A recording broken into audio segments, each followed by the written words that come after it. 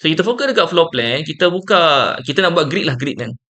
Floor plan kita buka aras bawah lah kan. Oh, ni arah lantai, bukan arah bawah kan. Dalam ni nama dia arah lantai, arah lantai. Arah lantai, okey. Sini kita boleh buat grid. So klik pada grid sini. Sebelum tu kita tengok drawing ni lah kan, tengok plan dia. Ni plan dia kan.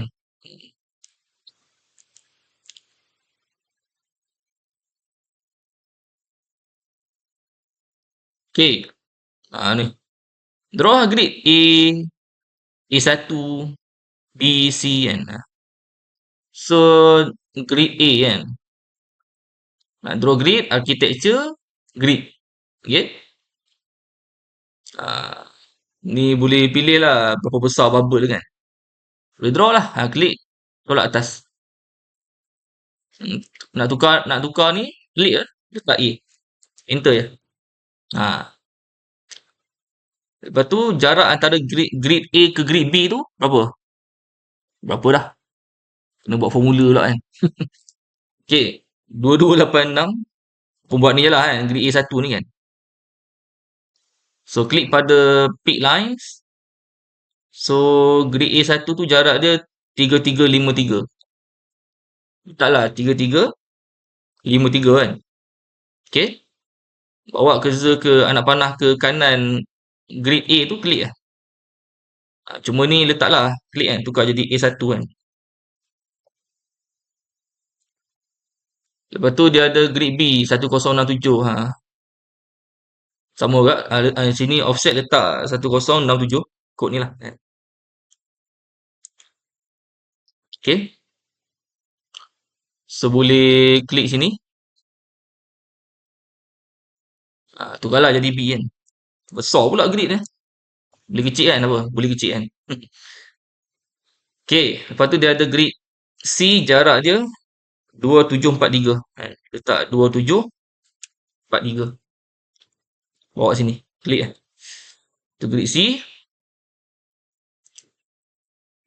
Lepas tu grid D 1829.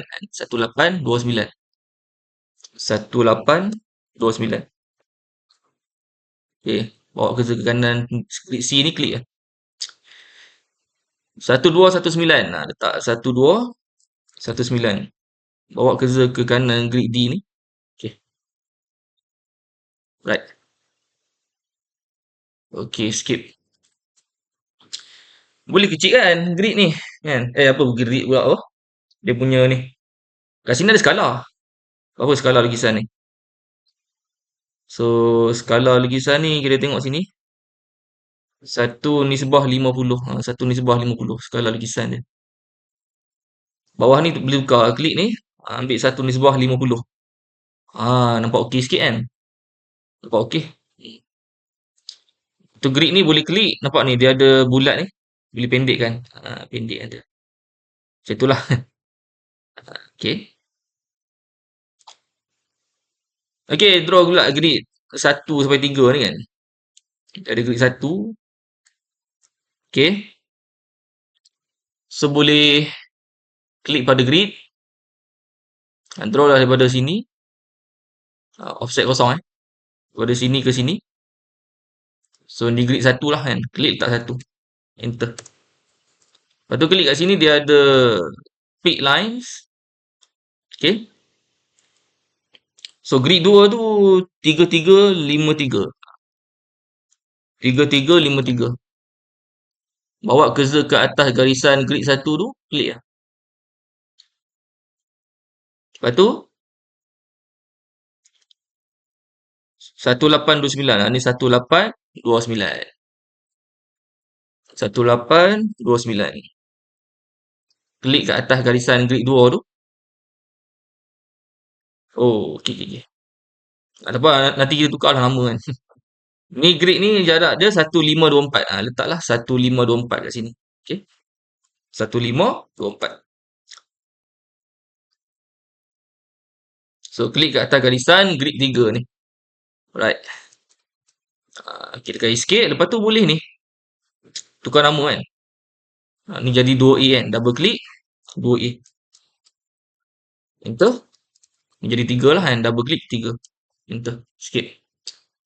So ni boleh adjust. Bagi kemas. Kemas kan dia kemas. Kemas kan dia.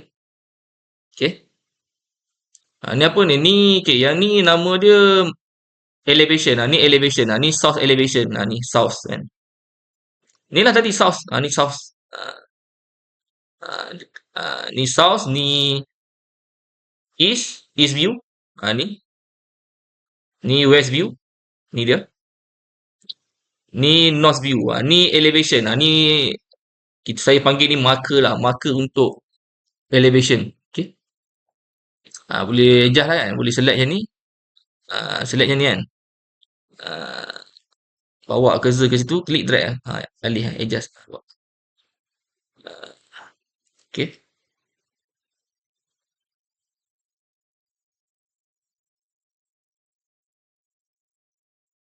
Okay. Itulah dia. Nak label dimension siap-siap. Boleh lah. Tak ada masalah kan. Align dimension label. Dia very easy lah dalam Revit ni. Nak label dimension senang. Okay.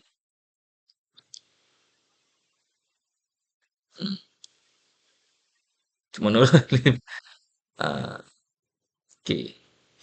Macam tu. Hmm.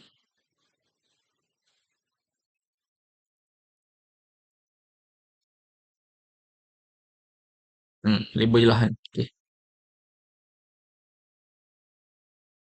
Tarik lagi panjang sikit lah. Kepala ni pula.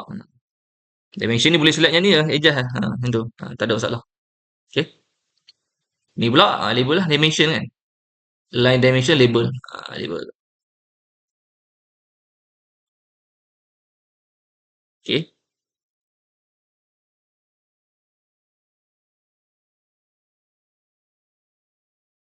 Tak. Tu dia. Okay, save. So, let's go. Kita buat dinding lah kan. Buat apa lagi kan. Buat dinding lah kan. Okay. So, kita buat dinding. Kita fokus dekat ni lah. Arah lantai ni kan. Okay. Pergi dekat source sekejap. Ni boleh adjust lah. Boleh adjust dia. Klik. Tarik adjust. Skala pakai ni. Pakai 1:50. Sebab ni rumah kecil je kan. So, skala pakai kecil lah kan. Kalau 1:100 ni untuk bangunan yang besar lah. Macam sekolah kan. Pakai 1:100. Okay.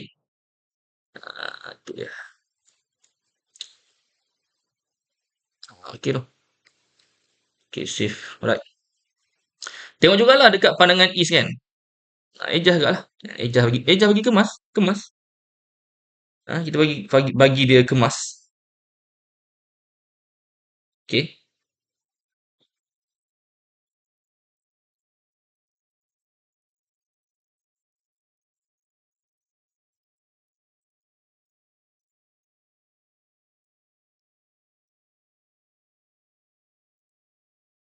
Macam tu.